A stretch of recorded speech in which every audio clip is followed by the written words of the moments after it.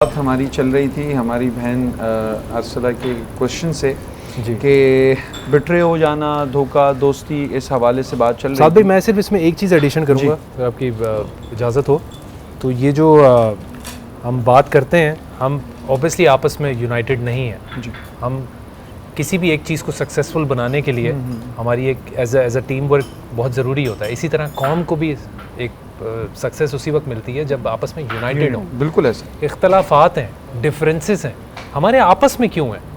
ہم بارڈر کے اس پار دیکھیں تو میک سینس، لیکن ہم تو ایک مسلم کنٹری میں رہتے ہیں نا، مطلب لوگ دوسرے ملکوں جب یہ دیکھتے ہیں کہ ہمارے آپس میں اختلافات ہیں تو وہ اس حوالے سے مذاق اڑاتے ہیں، وہ کہتے ہیں کہ مسلم کنٹری ہے، لیکن تو اس پہ ذرا دیکھیں عمر بھائی، the basic aim of Quran was to unite the people, not to divide the people. یس اسلام آیا تھا انسانوں کے درمیان اتحاد کو قائم کرنے، یونائٹ کرنے، لیکن آج ہم معذرت کے ساتھ ہمارے درمیان اختلافات پیدا، لسانی بنیادوں پر ہو، مسلکی بنیادوں پر ہو، یا نیشنلزم کی بنیاد، کسی بھی بنیاد پر، ایون ایک انڈسٹری کے اندر بھی ہم کہیں نہ کہیں آپ کو دکھتا ہے کہ بٹے ہوئے نظر آتے ہیں، تو ہم بہت زیادہ اختلافات کا شکار ہیں۔ اب اسی حوالے سے عموماً ایک بحث سامنے آتی ہے، جب رسول اللہ صلی اللہ علیہ وسلم نے فرمایا کہ اختلاف میری امت میں رحمت ہے، تو یہ اختلاف تو لڑائی کا سبب کیوں بن رہی ہے؟ یہ اختلاف حسد کا سبب کیوں بن رہی ہے؟ یہ اختلاف نفرتوں کا سبب، ایون کہ قتل و غارت ہو رہے ہیں اختلافات کی بنیاد پر۔ تو یاد رکھیے گا ہمارا یہ اختلاف نہیں ہے۔ there is a difference between اختلاف and افتراق، دو چیزیں ہوتی ہیں، ایک اختلاف ہے ایک افتراق ہے۔ اب اختلاف اور افتراق میں کیا مطلب ہے؟ ہمارے یہاں جب ہم ڈیبیٹ کرنے بیٹھتے ہیں، بحث کرنے بیٹھتے ہیں، ہم اختلاف نہیں کرتے، ہم افتراق کرتے ہیں۔ اب اس کا مقصد کیا ہے؟ آپ اور میں بات کر رہے ہیں، میں اس سٹیج میں بیٹھا ہوں کہ عمر بھائی بھی بات ٹھیک کر سکتے ہیں، میں بھی ٹھیک کر سکتا ہوں، ایٹ دا اینڈ جس کی بات ٹھیک ہوگی اس کو ہم ایکسیپٹ کر لیں گے۔ اس کو کہتے ہیں اختلاف، کہ آپ کی بات بھی ٹھیک ہو سکتی ہے، میری بھی ہو سکتی ہے، اور جو اچھی بات ہوگی اس کی۔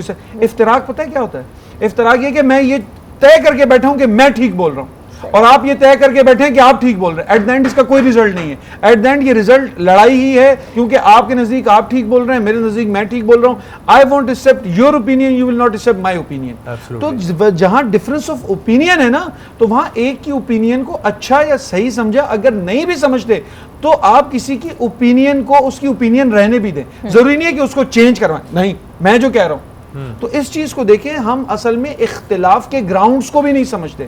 دوسری بات، فار ایگزامپل آپ کو ایک انسان کی علمی بنیادوں پر اختلاف، جیسے فار ایگزامپل اگر میری کسی آئیڈیالوجی سے علامہ صاحب کو اختلاف ہو، تو میری شخصیت سے اختلاف نہیں ہونا چاہیے کہ میں آؤں تو سلام بھی نہ کریں کہ بھائی اس کا تو اختلاف بھی دیکھیں، if you have complications regarding his ideologies تو اس کو وہیں تک رکھیں، صحیح ہے؟ علمی بات ہو تو آپ اختلاف کریں، نہیں تو کھائیں پینا سب ساتھ ہی ہے۔ تو اس چیز کو دیکھیں، اصل میں ہمیں نہ اختلاف کرنے کا طریقہ آتا ہے، صحیح ہے، ہم اس کو لڑائی جھگڑے نفرتوں میں بانٹ لیتے ہیں، تو یہ ایک بہت بڑا پرابلم ہے ہمارے المیہ ہے۔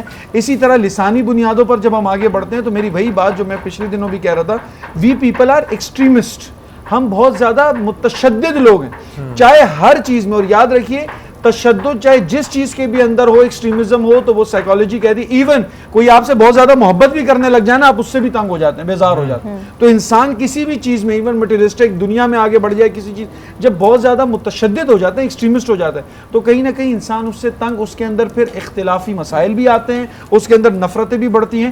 تو میانہ روی اپنی زندگی، اپنی لائف کے اندر بہت زیادہ ضروری ہے، اینڈ اسپیشلی رمضان ہمیں میانہ روی سکھاتا ہے، رمضان ہمیں صبر سکھاتا ہے، رمضان ہمیں ٹالریٹ کرنا سکھاتا ہے۔ تو یہ سب چیزیں ہمیں رمضان سے اس کو اخذ کر کے، اور جب ہم عید پہ آئیں تو نور بھائی نے بھی اس دن بڑی خوبصورت میسج دیا تھا، میں بھی، جب اس بار عید ہو نا تو سب سے پہلے خاندانی اختلافات کو دور کریں۔ اگر آپ کے رشتہ دار آپ سے روٹھے ہیں، be the first, call them, ان کے پاس جائیں، صحیح ہے۔